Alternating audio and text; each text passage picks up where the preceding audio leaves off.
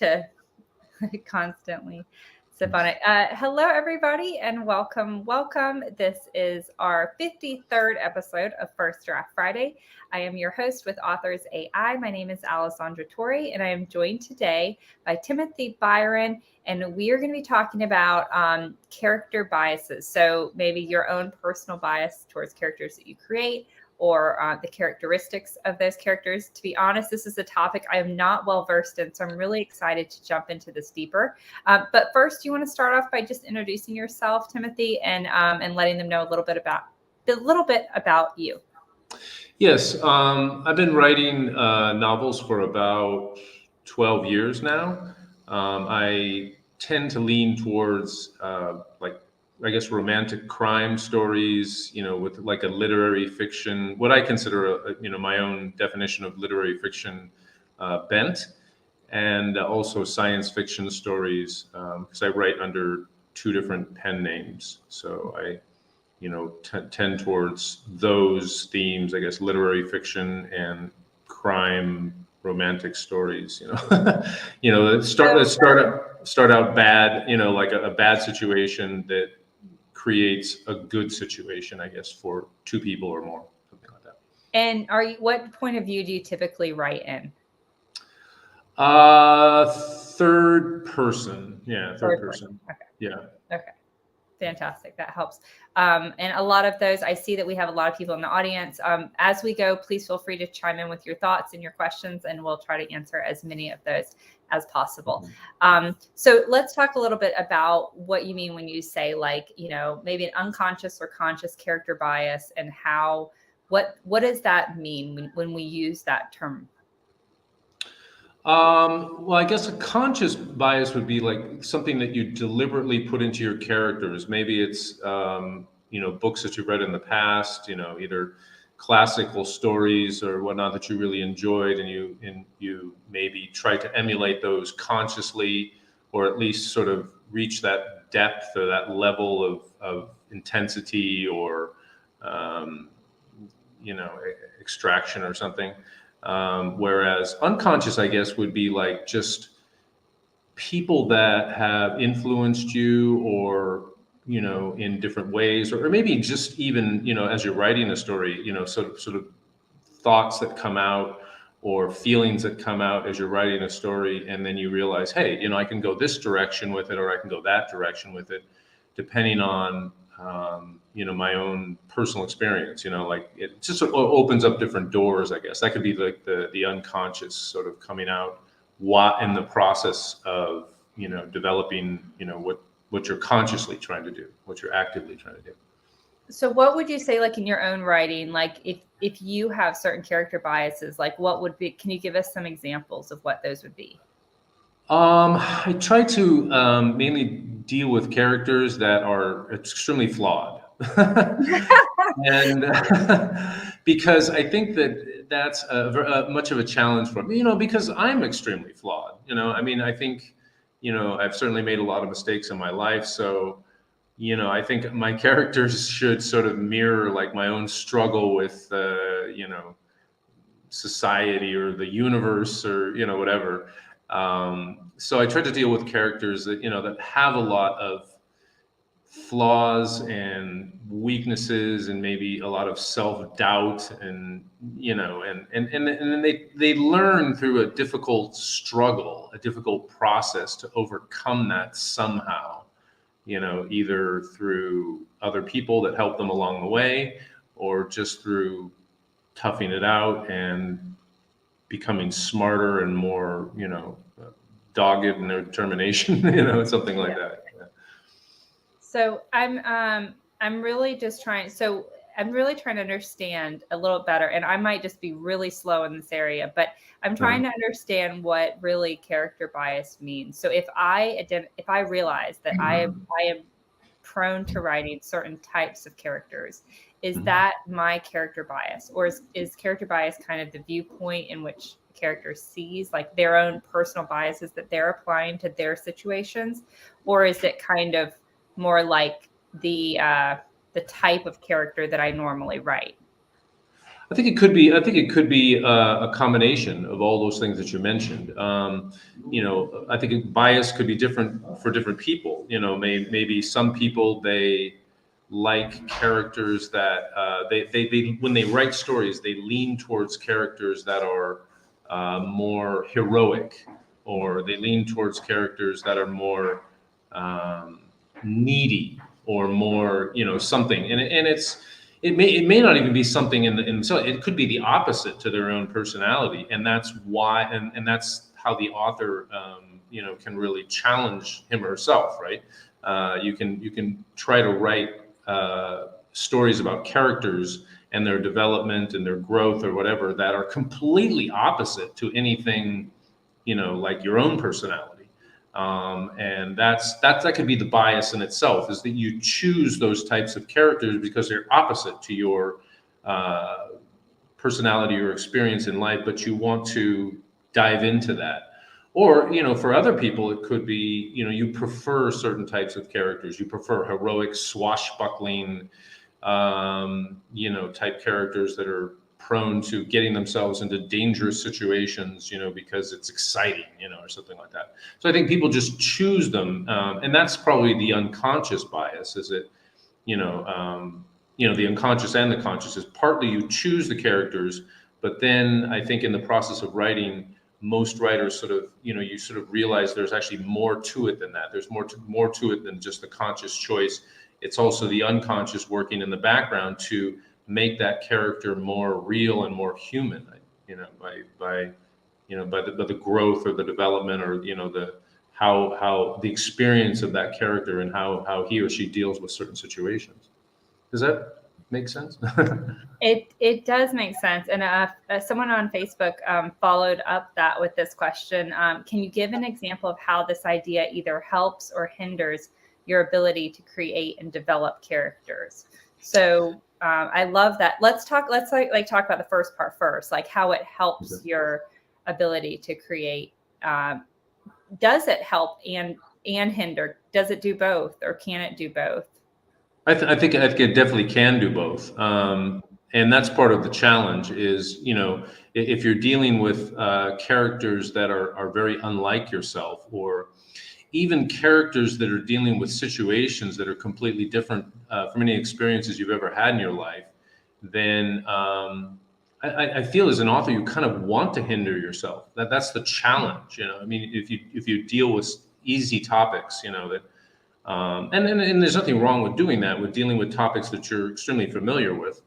But I think fiction authors tend to be a little bit different most of the time, is that you want to deal with situations that are maybe you haven't dealt with in your own life, or perhaps you would like to, or situations that are just fascinating. They're like dream sequences to you, or something like that. So I guess they could hinder you in a certain way, but help you, because they become like images that you would perhaps like to see in real life, but maybe never will, or perhaps even never want to. But you want to explore them, at least mentally. And I have to say, I know I used to frequently read like a mystery series by a famous author, a male author, and he always had very, kind of charismatic. In my mind, it was his version of like a perfect man, but he always had like these women would just swoon and immediately like have sex with them, and the women were always very like ditzy and sort of side characters. But wherever he went, he was always like solving crimes and jumping out buildings and doing things, and there were always these women that were kind of fawning over him and how amazing he was at everything. And so Yeah. I think that was like a character bias he had, right? He saw female characters, and often wrote very, very similar smaller side female characters that were like that, and his male characters were also always the same, kind of this same mold. And so I see that as a hindrance for him. Like for him as an author, he would need to say, okay, I'm writing kind of cookie cutter, there, it might not be cookie cutter to the genre, but it's cookie cutter to me. Like all of my characters are very interchangeable. And for me as an author, I tend to write unlikable characters, and that's something I'm aware of, and I'm not doing it intentionally, but I do find myself when I'm looking at a book and looking at laying it out, I go, okay, do I have any redeemable characters here? Like I need to make sure I have somebody that somebody likes and is rooting for, that all of these characters aren't just horrible, in different ways. So I would say, I'm sorry, Facebook, I hate to call you Facebook user. That sounds horrible, but that's kind of the best examples I can think of in my writing or in someone else's writing in terms of negative things you should be aware of with bias. Would you agree with that? Yeah, but I mean, yeah, exactly. Yeah, I think you touched upon some important things, like the writer that you mentioned, who writes the cookie cutter characters, as you put it. That's sort of his bias, is he sees the world as very cut and dried, very sort of black and white. They're heroic men, and they're women that fawn over them. Whereas and certainly that is a reality in life. That's a part of life. That's a part of society or whatever.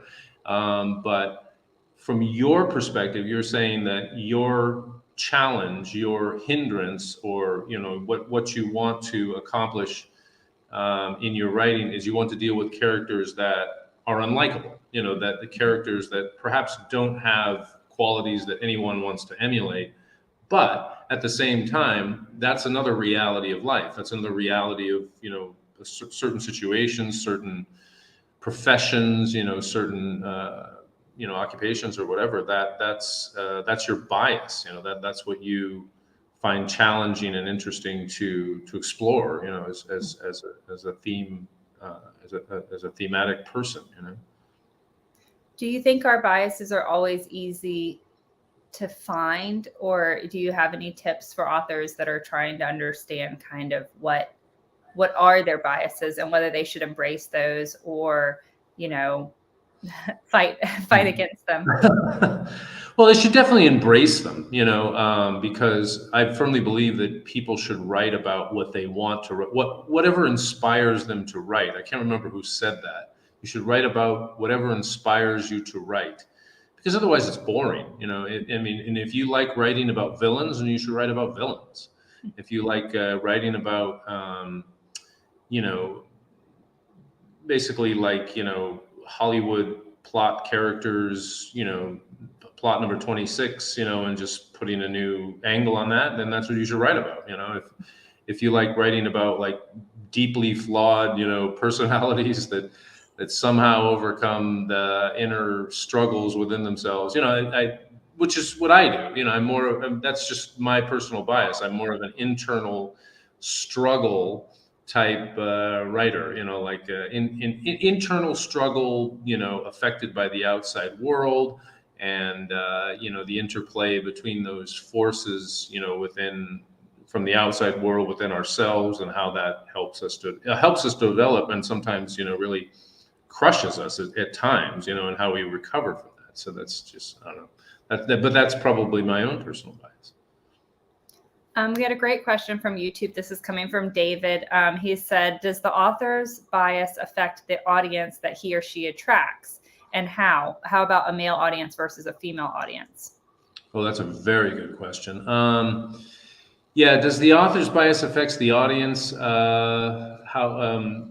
Affect the audience that is attracted to that? Yeah, of course it does. Yeah, of course it does. Because I think you're going to attract people that have similar points of view on certain topics, and have been through similar experiences in their lives, or maybe they just sympathize with that. It could be maybe they haven't personal experience of themselves, but they just sympathize with that kind of a journey in life. If you want to use like the popular self-help like nomenclature. And how does it affect the audience? That's good. Yeah, it should move the audience. It should really move the audience through your words and the scenes that you write, to sympathize with those characters, and possibly even reflect back on those situations in their own lives in similar situations. Because novels that I've, the novels that have really touched me in my life are situations where, or scenes or situations, things that the characters have said and done in those novels that I've actually drawn from in my own personal life, that I've used, similar mentalities or put myself into certain frames of mind that were, similar to the novels that I've read. So yeah, definitely affects the audience. How a male audience versus a female audience? Yeah, I don't know. I mean, it could, but I don't find that being male or female really makes that much of a difference in terms of character. I mean, you find amazing personalities, heroic personalities in women, and you find them in men. And you also find villainous personalities in men and in women. I don't think gender has very much to do. But I mean, of course, certain genres, certain writing styles do tend to attract certain genders. That's without a doubt. That's without a doubt true, I think. And I think that question really brought up in my mind that I think there is often a disconnect between, authors have an audience that they're wanting to attract, and they have an audience that they have in mind, like, oh, I'm going to write a book that will appeal to people who like this, this, and this. But perhaps they aren't taking in their biases in account when they're doing that, and that they should really think about, like you said, embracing their strengths or writing what they know or what they enjoy, and then thinking about the audience that's going to be drawn to that, and making sure that there isn't a disconnect there. Because I think a lot of times maybe we're like, oh, I want to write, a Da Vinci Code type book or something like that. But your characters are completely opposite, from that. And Da Vinci Code is a horrible example because that's such a strong plot drawn book. But if you do want to, appeal to, Janet Ivanovich audience, but you're writing in a style and writing characters that are completely different than that, you're not going to be successful in making that match. No, and I mean, it's very difficult to write in someone else's style, just like it's really difficult to put yourself in someone else's head or emulate someone else's emotions. It really is necessary that you find your own path, you find your own voice. But it is very true that, you do have to find your audience, and they are out there for just about everyone.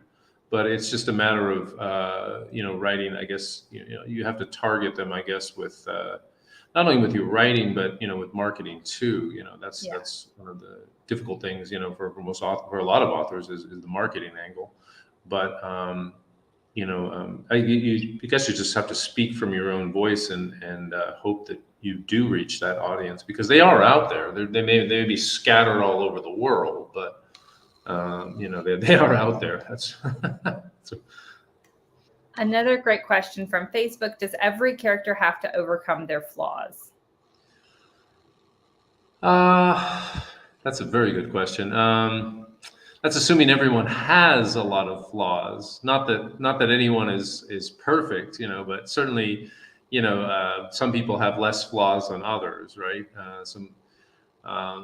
And some people are more aware of their flaws than other people are. So certainly in my novels, I just deal with that because that's my own personal perspective. I believe that I'm deeply flawed. So I think that's my way of that's my own sort of personal exorcism, I guess, in my novels is sort of, dealing with characters that are overcoming their own flaws and their own personal struggles. But yeah, every character.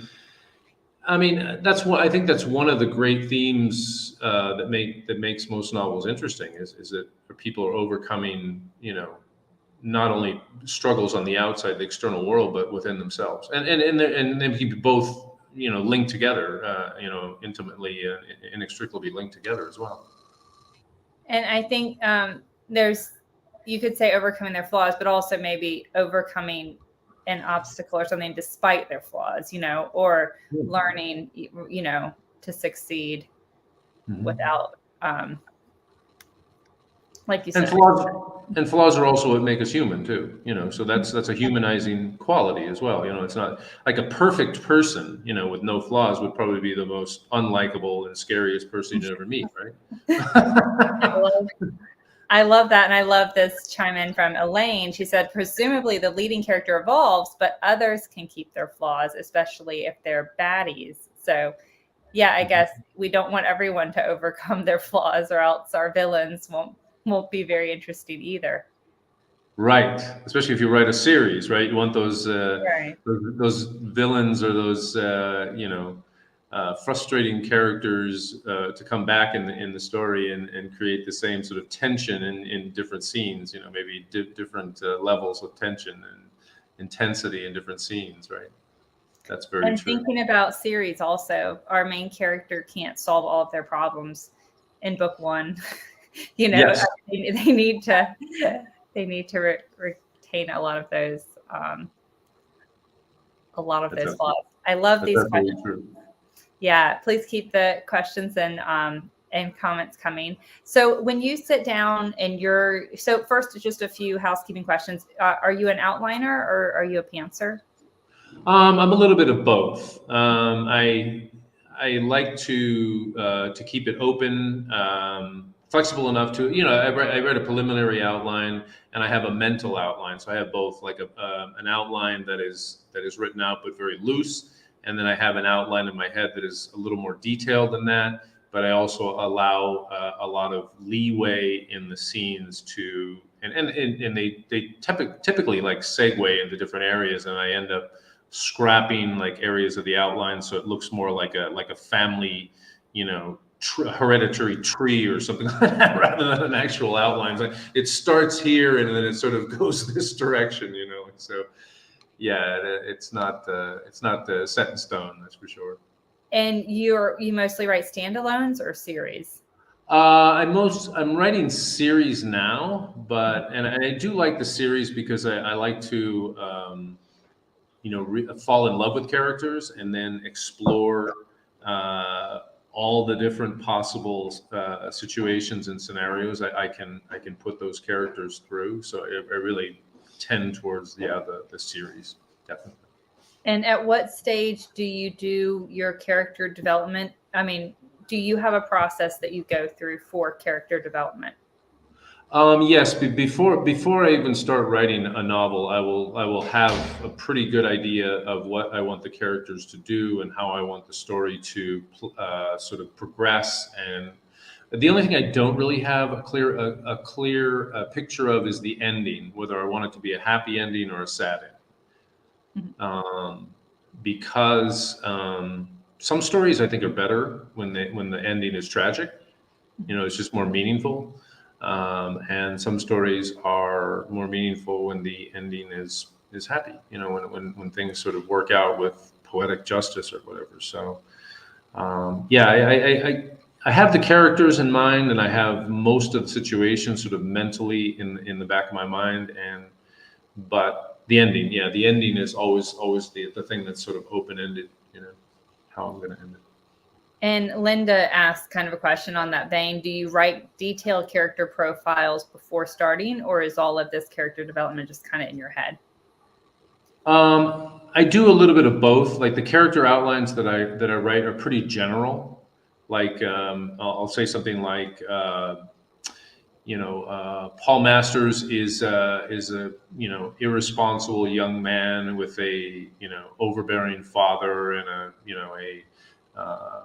sort of aloof and sort of absent mother, careless mother or something like that, and sort of just sort of give an outline of that, the sort of influences in his or her life, and then sort of leave it to the story itself to sort of bring out the other qualities in their personality or during the growth process or the development process, of their how they react to each situation in the story. Yeah, that makes perfect sense. Thank you, Linda, for that question. And so when we're talking about biases, are these coming, or do you find your own biases are coming from people you know? Or like you said, I know you said yourself, like you're flawed, but if we're wanting to kind of develop bias or we're wanting to write a character that might be different from us, do you have any tips on how we can kind of dig deeper into a character that might be very different from ourselves? That is the challenge, and that is for me anyway, from my own personal perspective. That's what makes writing exciting, because I have to think. I guess for me, it's just a matter of thinking opposite to myself, or thinking, how I would do something, and thinking about, the opposite characters, whether they are people I've met in my life, that, how they explained how they reacted to situations, or what they did in certain situations. It could be movie characters, could be characters in stories, and how they reacted to certain situations. I just think of all the different types of people there are, and how differently they react compared to how I would. And then I try to, if it's a person that I met, for example, who I felt was totally opposite to me, and he or she reacted, completely opposite to any way that I would react, then I just try to take, whatever kernel or whatever, you know, assessment of their personality that I have, and I try to develop that into a character. You know what I mean? Like this person had a certain personality, and this is the impression I got from that person. It could be, like I say, from a movie. It could be from a novel. It could be a person that I grew up with or something. And they were just totally opposite to me in every way they reacted, in every way they, interpreted situations. So I take that kernel of that personality, and then I try and develop it into a full, full-length character, a three-dimensional character in a story. If that makes any sense. It does make sense. And I love that, because I so often encounter people who are just very different from me, or they, like you said, they react in something, or they act in some way. And I just think, oh my gosh, I never would have reacted to that. And sometimes it's a better way, than I would react. Yeah, And sometimes it's a absolutely. more volatile, or, more reckless way. But I love the idea of kind of saving that, and putting that aside, and saying, this is, and I do that sometimes. I'll realize, this is the type of person who irons their sheets or something like that. And that is something very, very different from me, and so I just said, that's how I go, that's going to be like a character trait of someone somewhere, I'm going to put Right. that aside for later. And I love the idea of building a character around it. Well, I think when most people are young, certainly me, from my own personal experience, we think that everyone basically thinks the same way that we do. And that's one of the biggest, most eye-opening revelations in life, isn't it? When you get to, I don't know, for most people, I guess it's around 20s, mid-20s or something like that, you start to realize that really people do not think anything like you do. Really, and also the realization that maybe we aren't right about everything, Right. Yeah. Like Right. it is okay for them to think differently, and maybe they are also, like, maybe we're both right. Yeah, that's right. Eric from YouTube said, do your characters ever surprise you by acting very differently than what you outlined as the story develops? Yeah, like I really try to keep the open question, the open box, for the characters. So I don't, I try not to be like the dictator of the characters. I want them to be different than I imagine. I want them to surprise me, actually, and I don't really want to put words in their mouth. I want them to tell me, I want them to sort of have a life of their own and sort of tell me what they want. I know that sounds really kind of ethereal or mystical or something, but I think that I don't really want to control the characters. I want them to kind of have a voice and sort of a life of their own, or something like that, if that makes sense, and sort of speak with their own voice, and not be like I'm the god, creating, like creating You're the story. not forcing them down this path. Right. Just I want them to tell me, not me tell them what they want and what they want to do. That's That makes perfect sense. And we are already at a half hour. We do have one final question. If you're able to answer it just in 15 seconds or so, no pressure. But from Facebook, they said, is it enough to have a character forgive someone, or do we need to show action to overcome?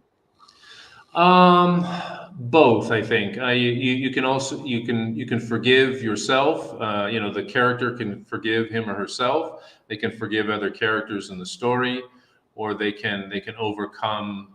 If someone has betrayed them, of course, in a novel, whether it's a romantic relationship or it's something to do with a job or with a situation in their lives that they've been betrayed. Yeah, certainly they can overcome that, or a difficult situation. That it certainly can be both, and both can be interesting, and both can be developed in a very interesting way. So yeah, I think it can go either ways, and probably with the same character in different situations you can go both ways as well. Forgive someone for something and overcome an obstacle, or overcome a bad relationship, or a situation where they were betrayed or wronged or something like that, or screwed up really badly or something as well. That was fantastic. And thank you all for joining us today. We'll be back in 2 weeks with another First Draft Friday. And if you have not swung by authors.ai, we encourage you to visit www.authors.ai and check out Marlo, who's an artificial intelligence that can help you improve your manuscript. So thank you so much, Timothy. It was fantastic to have you here. If they're interested in reading one of your books, is there a certain book that you suggest they start with? You can start with Young Love, Old Lore, which is, I read it under two pen names. So my romantic crime thriller book is called Young Love, Old Lore. So the lore is Lore, in case anybody's interested. And it's under Timothy Byron. And then I have a science fiction novel under Gordon Byron, my other pen name, and that's The Super Species, which is science fiction. Super Species. Perfect. That's a tongue twister, at least for me. Yeah. So thank you all. And thank you so much, Timothy. And we will see you back in 2 weeks for another First Draft Friday. I hope you guys have a great weekend.